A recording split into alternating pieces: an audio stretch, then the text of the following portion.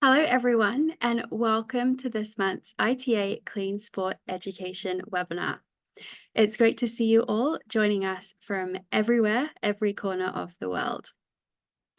I'm Nikki Hamblin, an Olympian and a member of the education team at the ITA. And today I'm delighted to present this month's webinar, Ask the Expert, Intelligence and Investigations, alongside our panelist, Michael King, who is the ITA Intelligence and Investigations Manager. Welcome to the webinar, Michael.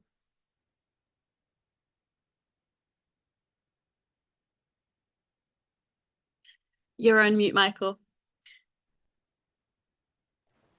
Excellent start. Thank you very much, Nikki, and good morning, afternoon, evening, night to everyone joining. Looking forward to some good discussion today. Awesome. Thanks so much, Michael, and really appreciate you being here to share all of your expertise.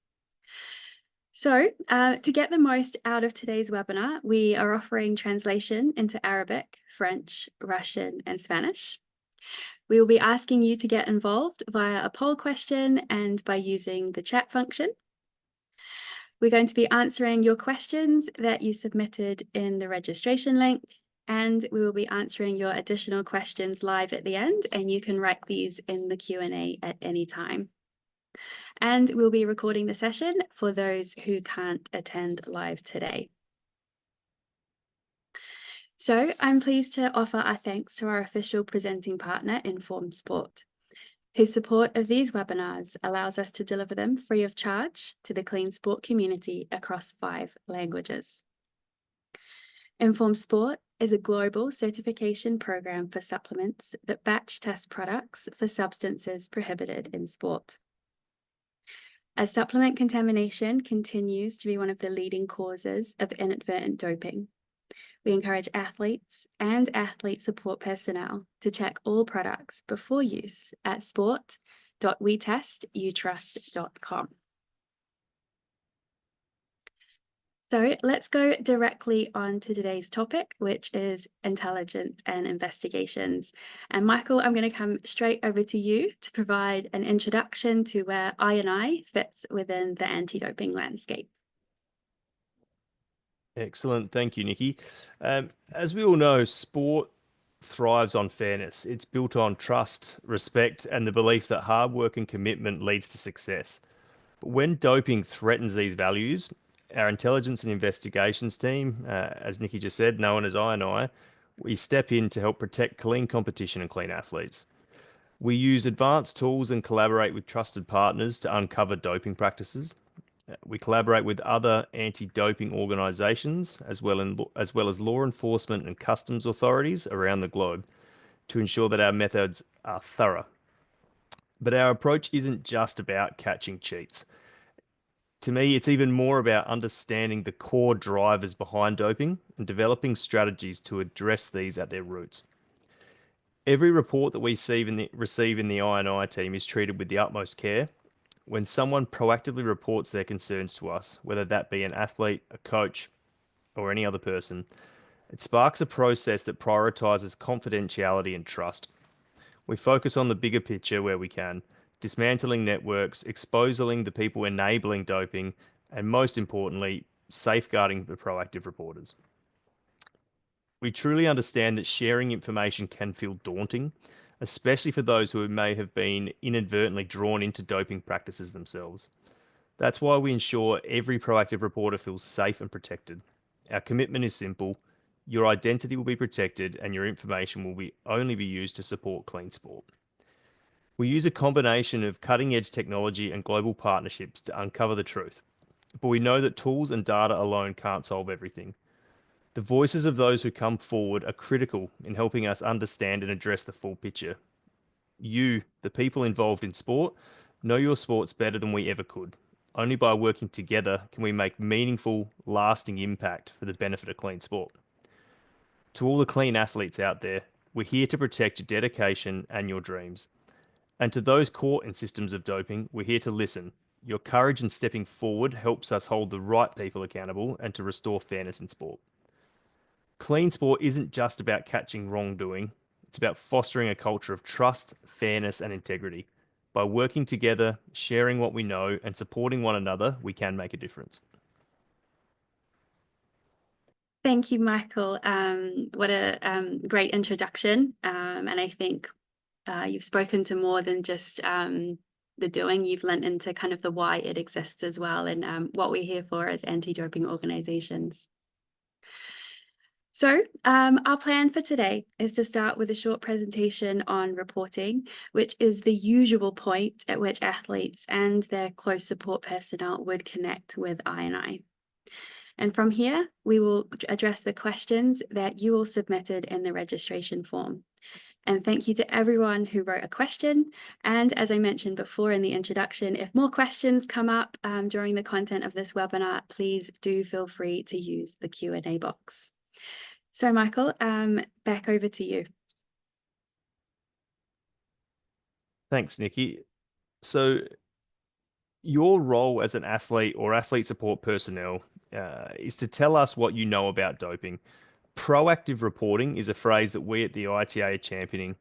We truly believe that proactive reporting is positive and can strongly support clean sport. There is no negative to reporting your concerns, and we're trying to remove the stigma that exists around this.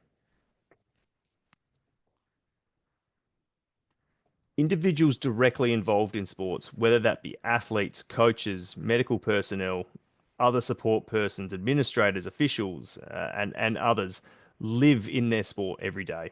This means that you have the inside knowledge, the best understanding of your sport, your teammates, your competitors, and what should be considered unusual or abnormal behaviours or performances. In short, you know the environment around your sport better than we ever could. The anti-doping industry exists to protect clean athletes. However, the most prevalent tool that we have, testing, can only target athletes and not any other people potentially or known to be involved in doping. Some of you may understand that there are a total of 11 specific anti-doping rule violations that can be evident under the WADA code.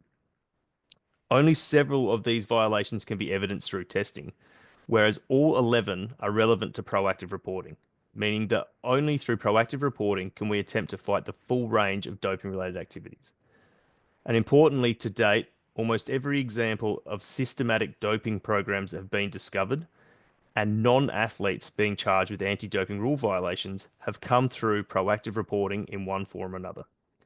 That means that proactive reporting from people like yourselves, we can hope to identify the real architects and drivers of doping and seek to remove them from sports to help protect clean athletes and clean competition today and into the future. Awesome. And so we are now going to launch a poll question. And because it is the first poll of 2025, we have kept it quite simple with the options being yes or no. And the question that we're going to ask you to respond to is whether you should only report if you have evidence of doping. So we'll give you around 30 seconds for everyone to pop their vote in. And just a reminder that all responses are anonymous, so we don't know who is voting for what. And as I mentioned, first poll of 2025, so we've kept it simple with only 2 options for you to choose from.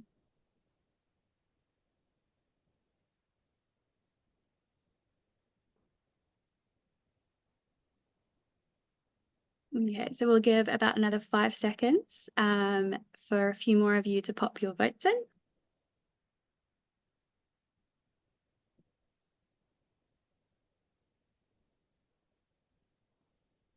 And we can close the poll and share the results.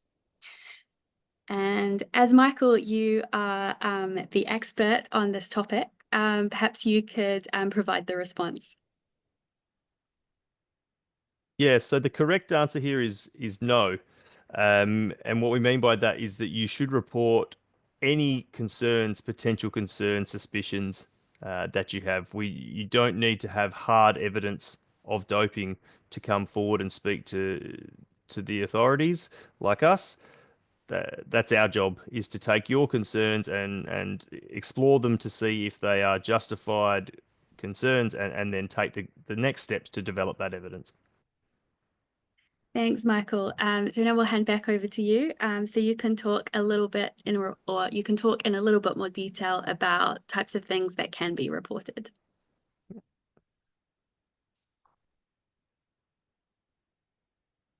So anyone who's involved in or witness to sports can proactively report their concerns. That includes athletes, coaches, medical personnel, and others, parents, entourage, sports officials, and spectators. Any information related to doping in the past, present, or any future intentions should be reported. This information may be about anyone involved in sports, including athletes, coaches, medical personnel, and other support persons, and sports officials. Not only the obvious things of concern, such as direct observation or discussion of doping, should be reported, but all information, no matter how big or small. What you may consider small, such as an unusual performance or a suspicious behavior, may be the piece that brings a larger puzzle together or starts an investigation on the right path. Awesome. So we're going to come back in a few minutes to talk about what happens after information is reported. But first, we're going to ask you to use the chat function. And we're going to ask you to write in the chat, where can you report doping in sport? So if you can find the chat function, I think lots of you have already found it. You've all said hello, but if you would like to use the chat function and answer the question, where can you report doping in sport? Awesome. So we have some responses coming in. Speak up, to the NADO, to Reveal, to ITA, to your international federation. A few different NADOs coming in.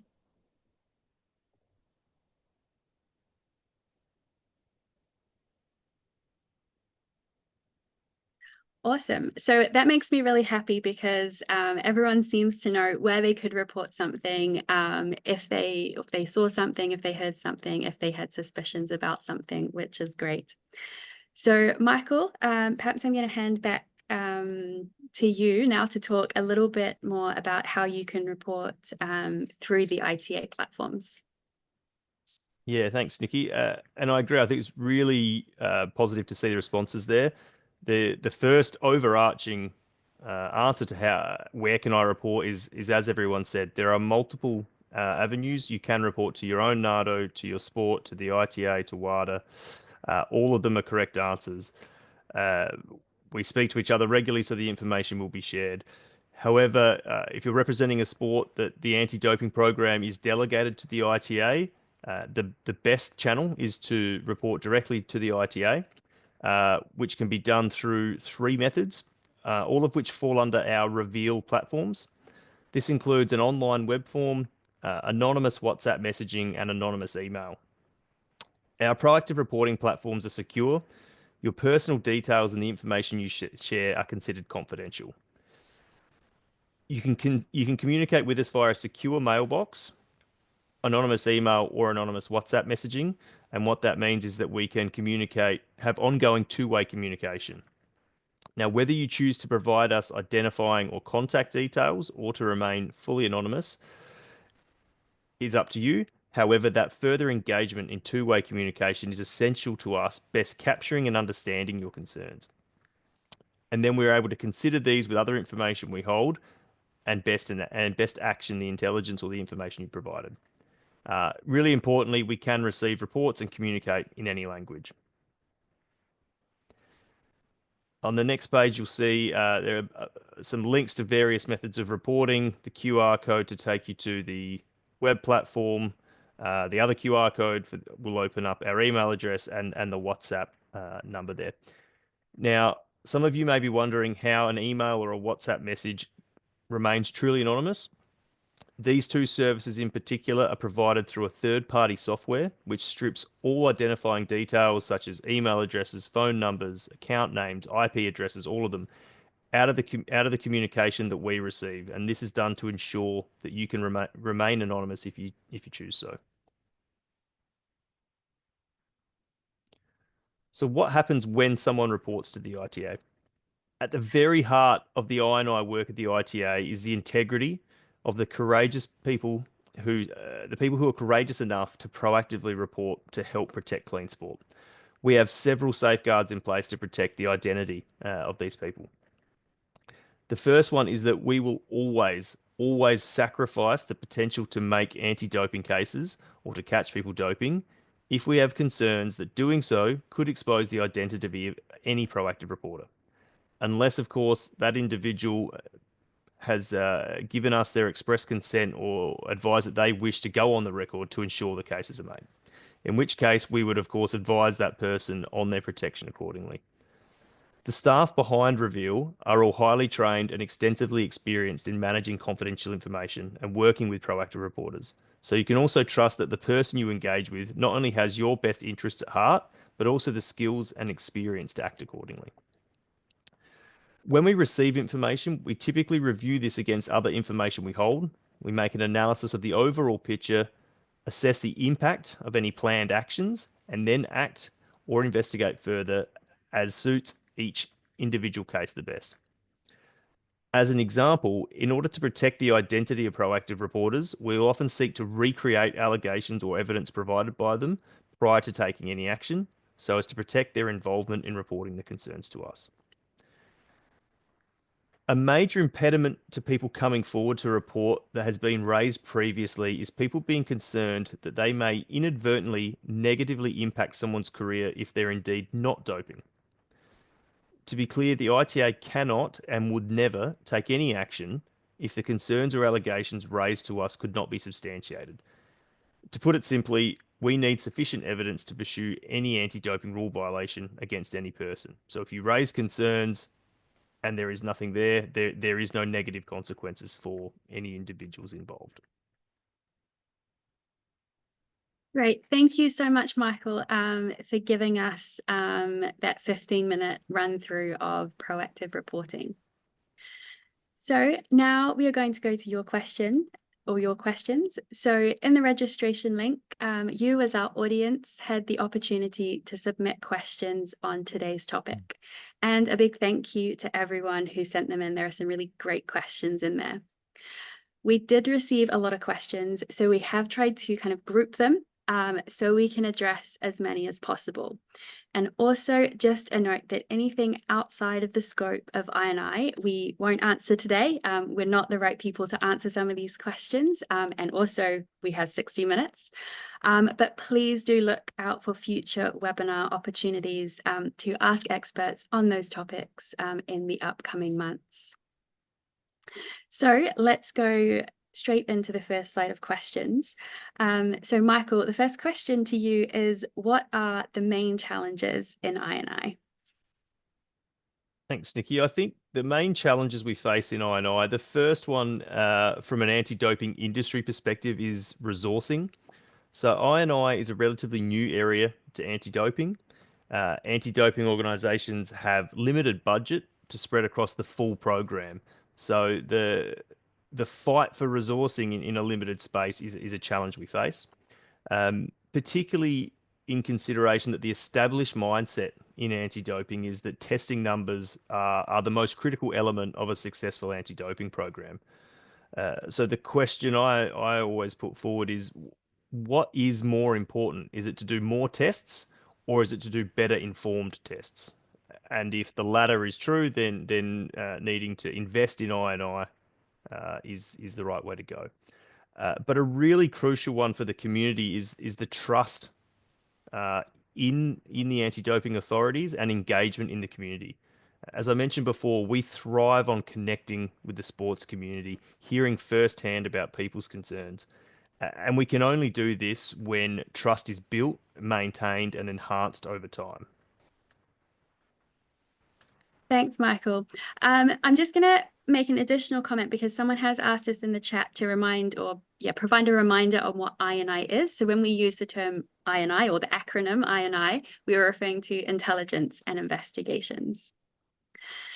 So Michael, second question to you. What is the role of an investigations team in anti-doping?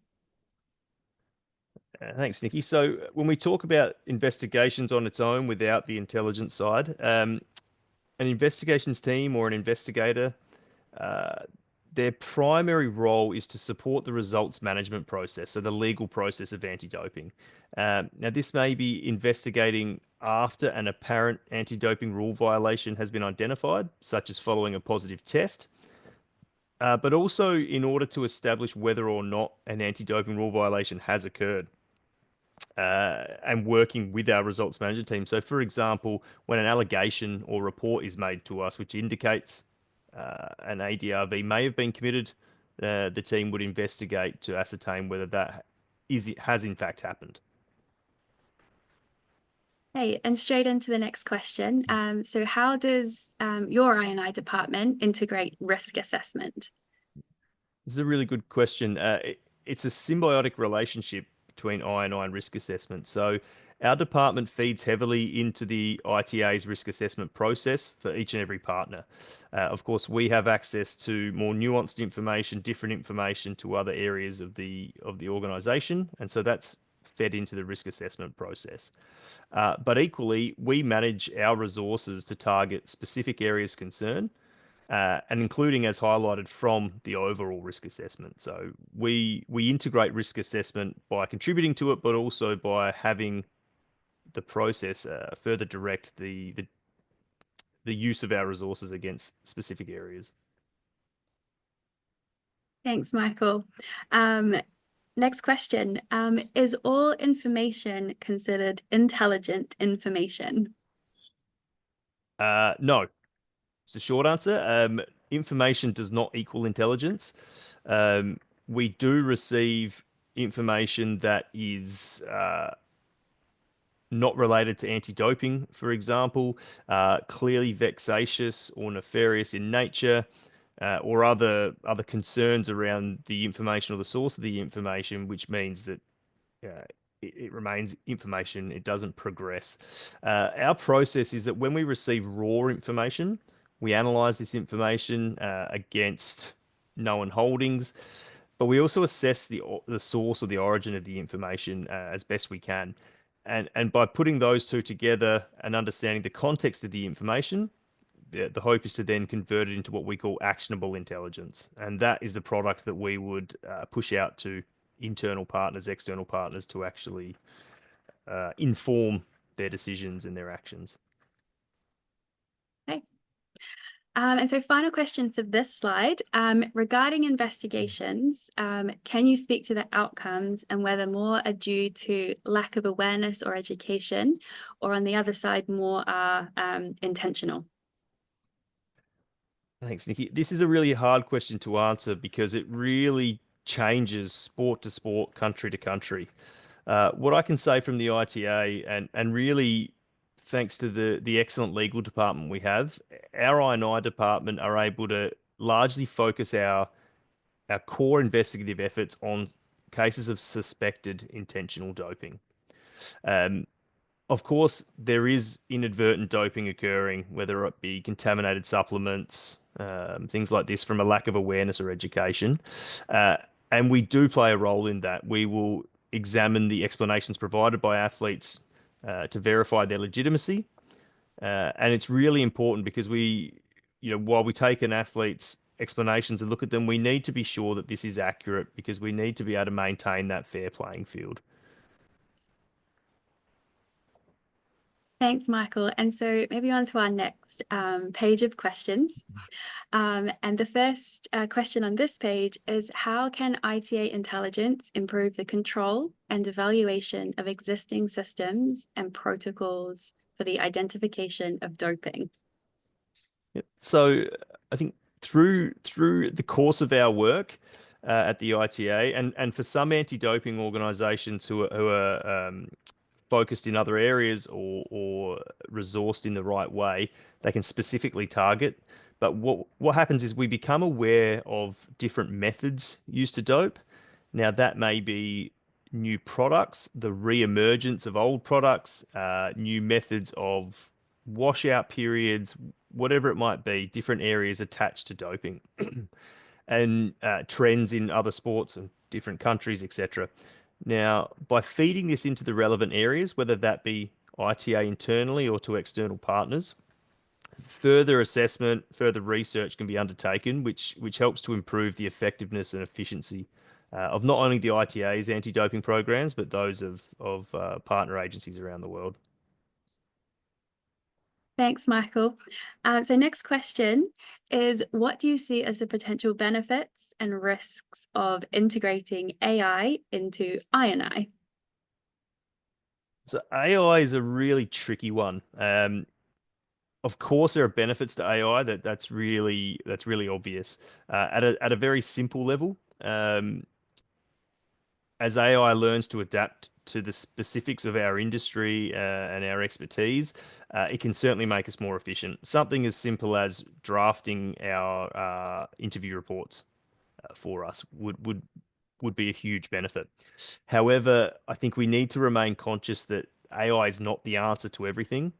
And I say that because I know there are some AI-based tools on the market of relevance to intelligence and investigations that on the surface appear to be very beneficial, increase efficiencies, effectiveness, etc. I personally don't believe a lot of them are yet at the point that we can rely on them in an investigation space, because I think we need to always remind ourselves that the outcomes of our investigation are very likely life-changing for athletes involved, and we want to be, not even really surer than we possibly can be to before we make those things. And AI is not yet, in my opinion, at a level where we can trust that to have that impact on athletes' lives. Thank you. And so maybe beyond not fully investing in I&I at the moment, what is the future of I&I and how can it improve its outcomes? Yep. So, of course, funding's a big one. I mentioned it before. But not only funding and resourcing, but it's also the right people. There's a great quote from a former British cyclist which talks about the failures of the anti-doping system in the past, and her quote is, "The wrong people using the wrong tools in the wrong way."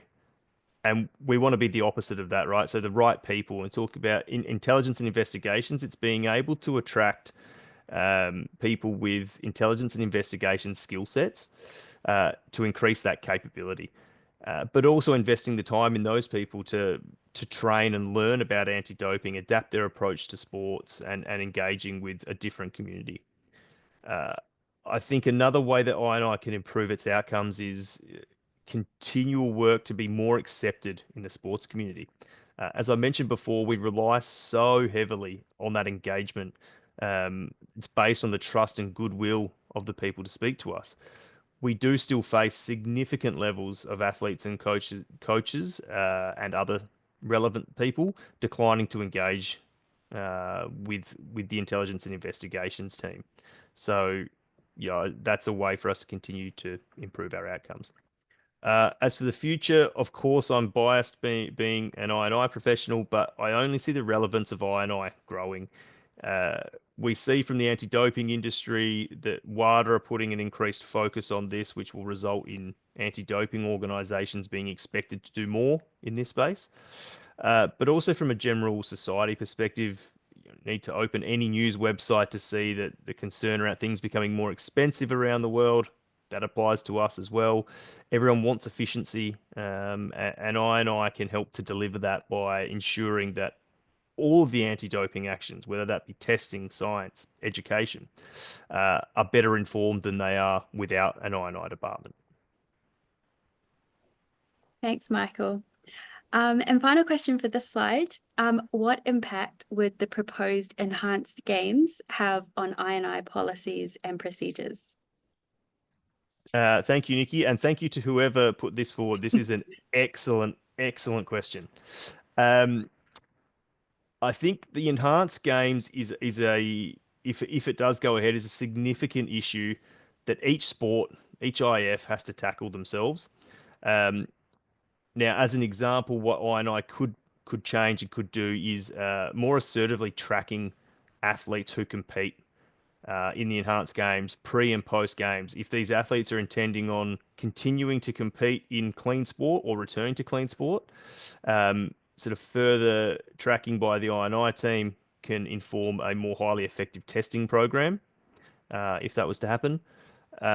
Alternatively, I think there's the wider industry view that we could talk about. So not I&I specific, but whether sports were to tackle this under their own integrity style rules and potentially look to ban athletes who have competed in the enhanced games from competing in clean sport. Now, whether that be under a clause around fairness, bringing the sport into disrepute, things like this, because the enhanced games, for all intents and purposes, everyone who's competing is putting their hand up to say that they have taken prohibited substances, and likely a considerable amount to be competitive in this realm.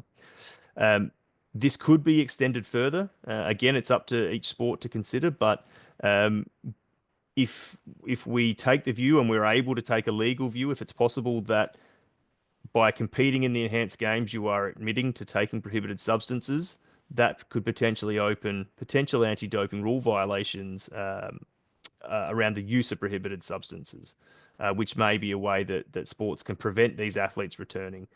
I personally think that sports have to take a really hard stand here. The look is not good for athletes who are admitting to have intentionally doped to come back and compete in other sports.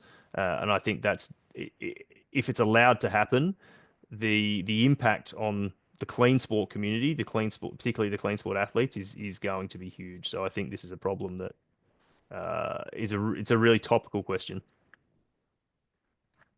Thank you, Michael. On to our next slide of questions, and there's a couple on here. And the first one is, are there any guidelines if you uncover use of prohibited substances which are also illegal in a country? Yeah, absolutely. So when we have good relationships in a country in question, or when a scenario like this happens, we would, and we always do, engage with the law enforcement authorities in the countries on these cases. Now, this may be direct, if we're fortunate enough to have a direct relationship with the law enforcement authorities. If not, we can, of course, go through the National Anti-Doping Organization, who often do have that relationship. So that, for us, that's a guideline that it should be reported to the authorities if potential criminal activity has occurred. And the next question is, during an investigation, do you have advice on how to help an athlete or athlete support person recall details and information from their past that I guess would be relevant to a case? Yeah. It's, again, another good question. I think it's important to know that when interviewing an athlete or ASP, interviewing is not a science. It's an art form. Every individual has their own style and their own approach, so it's hard to describe specifics. But for me, it's really about setting an environment in the interview where the individual feels safe, supported, and particularly under no pressure to recall details. I find the more pressure someone's under, the less likely they are to respond well. So I would often try to tell the people that I understand that it's difficult, because often in this situation, we're not asking for details of a major event. We're not asking for details of something that happened 6 weeks ago. We might be asking about 5 years ago for something that didn't register as unusual to someone. It's really difficult. So making sure they understand that we get that. We're happy to sit there and support them and help them through. For me, it's also about trying to walk them through the incident in question. Try to get them to recall other details that they remember, which then may trigger those memories to come back. And alternatively, asking these people who else was present. If a testing mission went wrong, what other coach was there? What other athletes were around? And then looking to speak with those people who might be able to help us fill in the gaps. Awesome. So on to our next slide, where we've pulled together all the questions relevant, or particularly relevant, to doping control officers, because I know we have a big community of doping control officers that join these webinars, and it's always great to have you, DCOs. So the first question, Michael, is what role does a DCO have in I&I? DCOs are absolutely critical for I&I. And this is in two ways. So the first is that DCOs are the most connected of the anti-doping staff. They're at the coalface, as we say, every day with the athlete support personnel for an extended period of time. So a DCO's understanding of what is normal and not normal is incredibly high. So they're a really valuable source of information for any anti-doping organisation if they're able to report those suspicions or unusual things they observe. But on the flip side, on the other side of that, is that DCOs execute the pointy end of a lot of the work that we do in I&I. If we have concerns, we build a strategy around testing an athlete. We might need something a little bit unusual in the testing field. We need to know that we have a DCO who can respond to requests, think on their feet, document things appropriately, and help us achieve those outcomes. And on to our second DCO related question. When an athlete is notified for testing, if the DCO, maybe, or the chaperone feels like an athlete is acting suspiciously, what action should be taken? Yep. So I think this depends on the circumstances, but most importantly, a DCO or a chaperone should always remain professional, follow the rules, the training that they have, and really encourage the athlete to comply with the testing mission as requested. The best outcome for everyone, the athlete, the DCO, the anti-doping organisation, is always a successful collection of a sample. However, if this doesn't work or the DCOs have ongoing concerns, they might want to remind the athletes of their responsibilities. This may have been gone through quite quickly in the notification process, but really stressing those responsibilities and that it is the athlete's responsibility in certain positions. And if necessary, and I'd stress that only if it's felt necessary, is to again remind the athlete of the potential consequences if they don't comply. May help to smooth things out. DCOs should always record their actions, their discussions, etc., as best possible, ideally in writing, including extensively documenting those in a supplementary report form if appropriate. And lastly, I think DCOs should never hesitate to seek further assistance when they're on the ground. Now, whether that's a phone call to their supervisor at their SCA ADO, whether it's a phone call to the ITA directly, just to seek some reassurance, some guidance during challenging missions. They should always feel confident in doing so. Thanks, Michael. The next one is quite, I guess, a specific question. If an athlete refuses to be tested, can a DCO take photos or record videos as evidence? So this one, I'll speak in general terms because the laws around some of this will be different country to country. But in general terms, if a DCO is seeking to take videos or photos of an individual in a manner which would identify them, the person should be asked for their consent first. So that means that the DCO would have to ask the athlete, "Can I please record our conversation about you refusing the test?" On top of that, also have to consider the location of this conversation or this incident. And again, in general terms, if it's in a private residence, an athlete's house, for example, then again, the DCO would have to have their consent to do so. However, if it's in a public space, a publicly accessible space, then no consent is required, with the exception of the identifying details of the athlete, for example. Now, that can be really beneficial for us. If an athlete refuses a sample and runs away, for example, having a DCO take video and photos and document the layout of the location they're at to support when they've made efforts to try and relocate the athlete, for example, it can be really beneficial. As an alternative, what we have seen numerous times is a DCO, as part of the process, saying to an athlete, "If you're not going to give a sample, can you please write a statement, brief statement for me saying, I've been notified, I'm not giving a sample for whatever the reason, the DCO has acted professionally," and sign it. That's quite a clear outcome for us.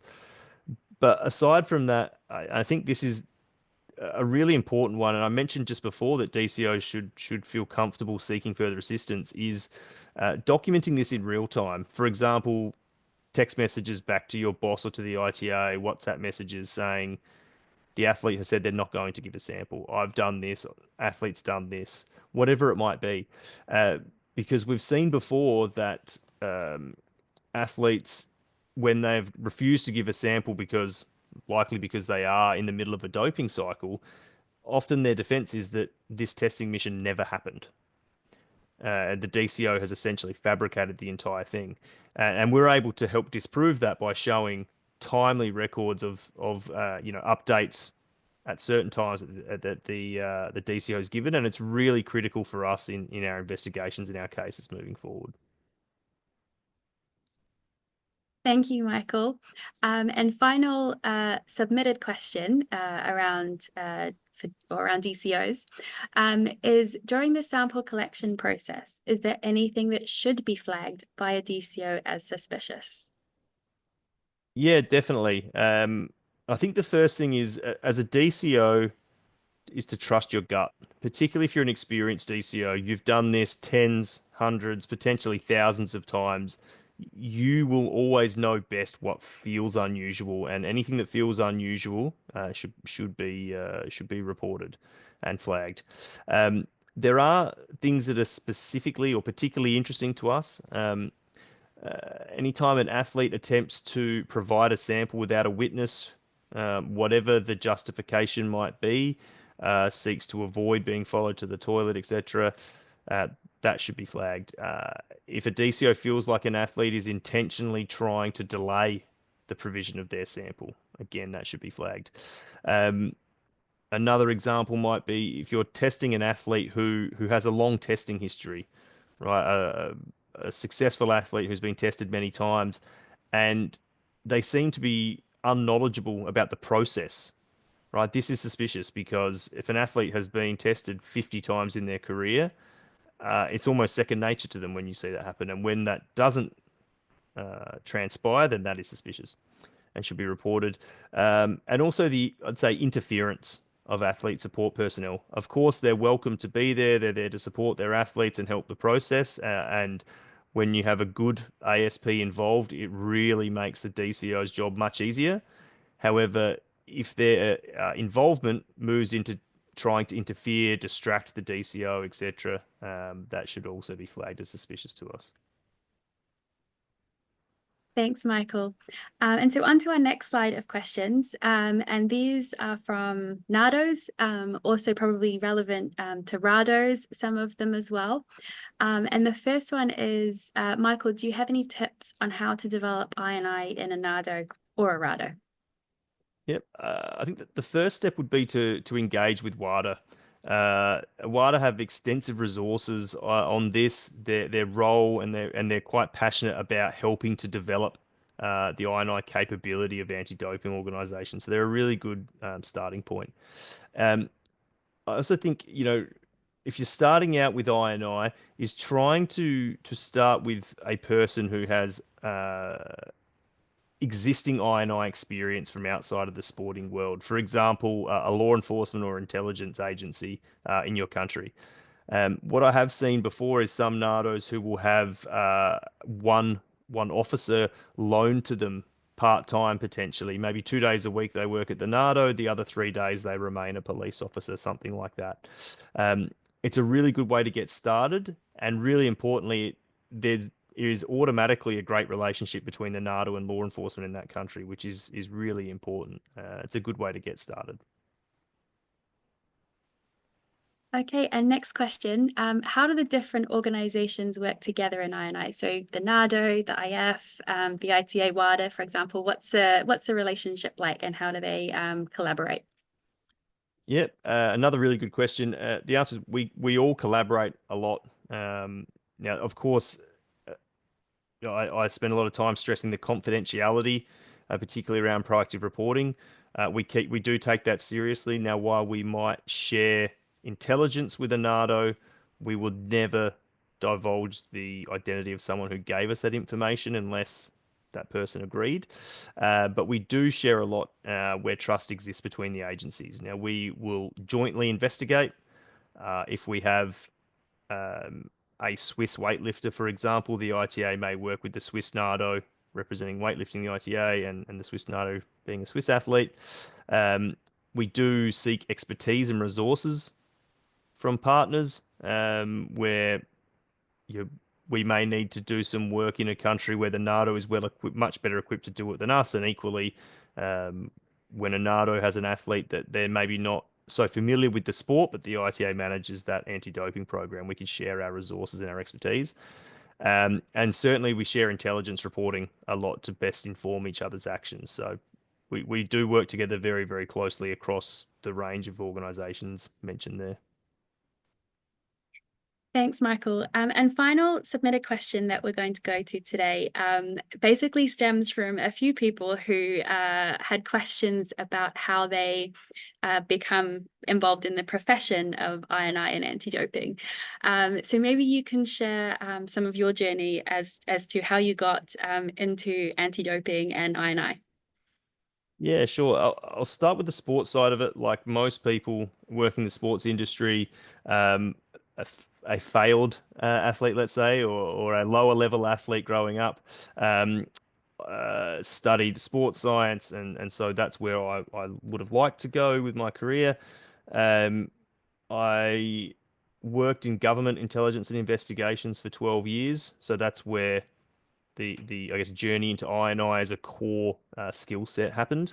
And I'd say that's a really good way to get into INI, because when you're in a government agency, the funding, the training, the experience, the mentorship, etc., is really strong, and it helps to develop that skill set. For me, there it was a bit of good luck and a bit of good fortune to end up working at the ITA. As I said before, I had a little bit of the scientific basis from my initial studies, which sort of helped me to adapt quicker. But my specific one is I was living in a country for a couple of years where the ITA had a major investigation and was recommended as someone who had lived in that country and could add some cultural context and connections to do that investigation. I helped out in that investigation, helped out on another investigation, and then moved full time into INI anti-doping. Thanks, Michael, for sharing, sharing some of your journey.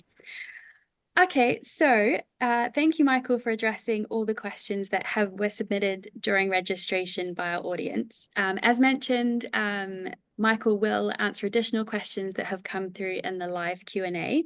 You can still put questions in there if you have any. But before we go to those, on the next slide, we have collated a set of resources for you relevant to intelligence and investigations, and just a kind of reminder that you will receive the slides via email after the session. Okay, so let's jump into these live questions. And the first one, Michael, is from Hussein, who says, how much do INI contribute to risk assessment and test distribution in anti-doping program, in an anti-doping program, for perhaps this is relevant to a NADO. So maybe we could start with the first bit of the question, and then there's another part as well. So how much should INI, or in the NADO context, how much should INI contribute to a risk assessment and then test distribution planning?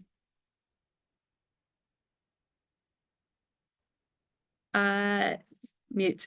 So, yes, sorry. Thank you for the question, Hussein. It's a difficult question to answer well. I think INI should contribute planning the risk assessment, test distribution, registered testing pool as much as possible, but they shouldn't contribute more than they have, right? So if there is information that is of value and contributes, then it should absolutely be there. But INI shouldn't be trying to contribute past what they have. How many INI staff a NADO should have? Again, to me, it depends on the size of the country, the size of your athlete population, but really it's going to depend on the size of your budget and how you want to spend that budget.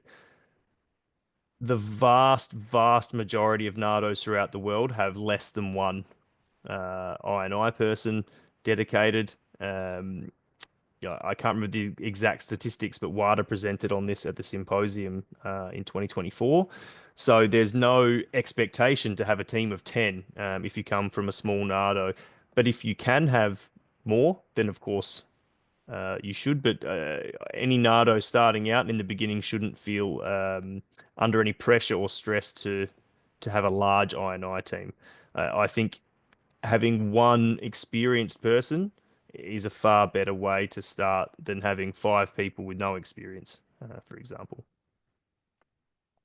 Thanks, Michael. And we're gonna go straight into a question from Oliver. Although Oliver, you have said that your question has largely been answered. I still would like to put it to Michael because I think particularly the last part is quite interesting around training and quality management. So Oliver says, reports management quickly becomes a delicate procedural affair. He's found that lawyers and attorneys are often very good at handling that correctly, while at the same time, perhaps medical personnel, despite being bound by confidentiality in their work, are sometimes surprisingly bad at handling confidential information. So what are the backgrounds of your team members at the ITA, and what does the training and quality management look like? Yeah, so in the I&I team at the ITA, we have a range of backgrounds. We have staff from intelligence services around the world. So essentially highly trained, experienced in managing confidential information and confidential humans.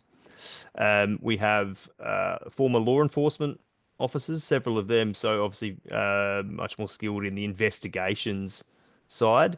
And then we have intelligence analysts as well. And now the analysts we have come from a range of backgrounds. They come from corporate intelligence, war crimes, investigative analysts, customs, and border police analysts.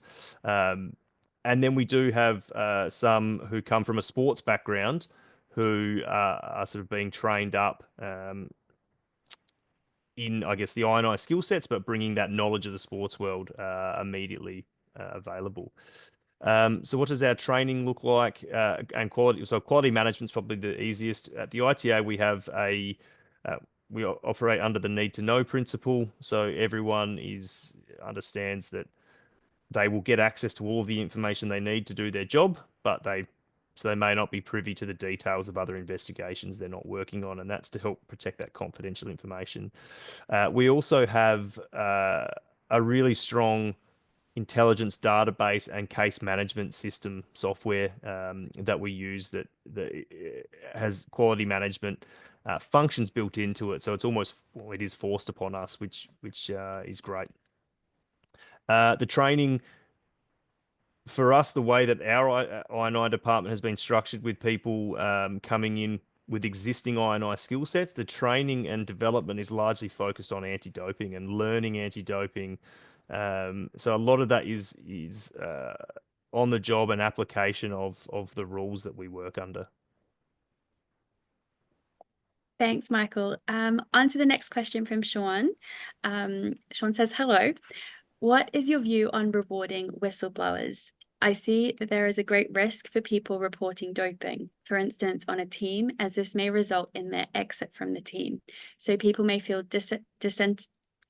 I can't say that word. Michael, you're going to have to help me. Disincentivized. Disincentivized, thank you, to report, as they may lose their source of income. Yep. Thank you, Sean. This is another really interesting question. Rewarding whistleblowers, I'll start with that part. It's a tricky subject. We have a policy at the ITA that we are able to reward whistleblowers in a material way, but my personal view is that we will never pay for information. We may pay for effort, outcome, etc. Now, it's a very fine line, but for example, if we're paying for information, then what is to stop someone coming with more information and more information? Now, if it is legitimate and they know that and they've gone and gotten it, it's true, that's great. But if someone is financially motivated, the motivation to fabricate reporting is too strong. So we have a really strict view on this. We've enacted it once in 4 years at the ITA to provide a material reward. It's a thorough assessment, etc. I personally think it's a really good tool to have, but it needs to be treated with caution. But your point around being disincentivized is a really good one. And all I would say is that in the long run, speaking out against doping will always serve the sport and the individual better in the long run. And the example for me is, let's take a professional cycling team as a purely hypothetical example. If you speak up about someone doping and one person is caught and removed from the team will largely escape unscathed. They're not going to lose a lot of sponsorship or things like that.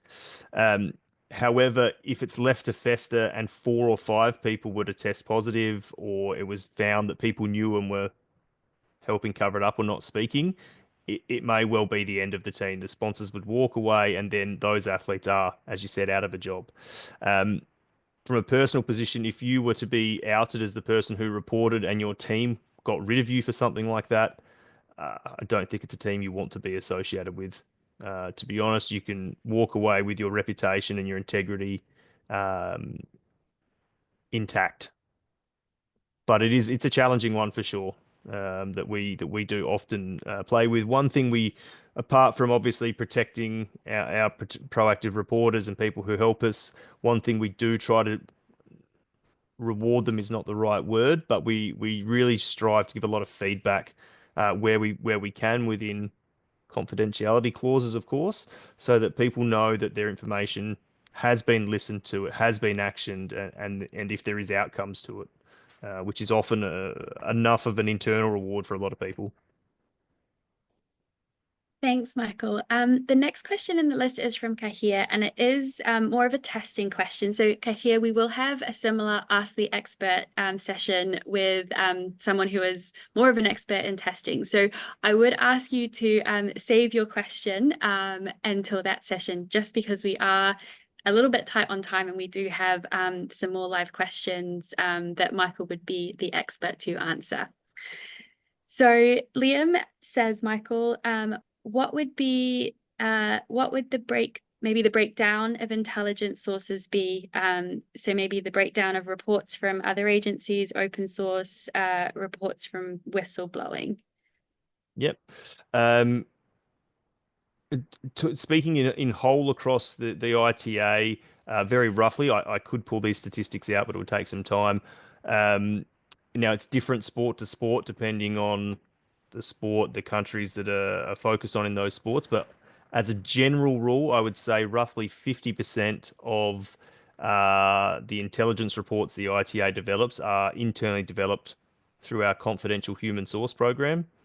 Probably 20% of those come from initial proactive reports. The remaining 50% is probably a pretty even split between partner agency liaison, open source reporting, and internal referrals. And when I say internal referrals, I mean an AAF or an ATF, DCO reporting, an unusual occurrence during a testing mission, those sort of things.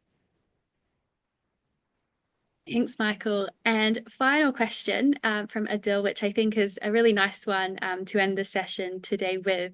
Adil asks, what's your advice for someone who is new to I&I as a career, perhaps despite coming from a different background? Yeah, good question, Adil. I think the first thing to do would be to reach out to WADA. WADA do provide training modules on intelligence and investigations in anti-doping. And they're a really good entry level tool.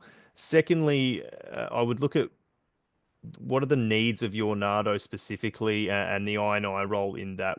Is there a need for much more interviewing and engagement with the community, or is it more open source intelligence? And once you have an idea of the particular areas you'd like to focus on, there are hundreds of options out there for more advanced training in those areas, tools that can be brought on board, etc. So once you have that needs analysis completed, it would be looking to fill those gaps through additional training. I think is the best way. And networking with the I&I community and anti-doping. The I&I community and anti-doping is relatively small. Everyone is always willing to help with investigations, expertise, advice, etc. It's a really good resource to reach out to. Awesome. Thank you so much, Michael, for sharing your time and your expertise with us in this session today. That is a wrap up of today's webinar. If you have any other questions in the future, please do email us education@ita.sport. We're always happy to answer or pass it on to a person who can give you an answer. So again, a big thank you to Michael, and of course, a big thank you to our audience for the questions you submitted in the registration, for the questions you've asked in the chat, for the questions through the Q&A. It's been really great to interact with you in this way and hopefully provide you some value. So that just leaves me to say, see you all next month and have a great rest of your week.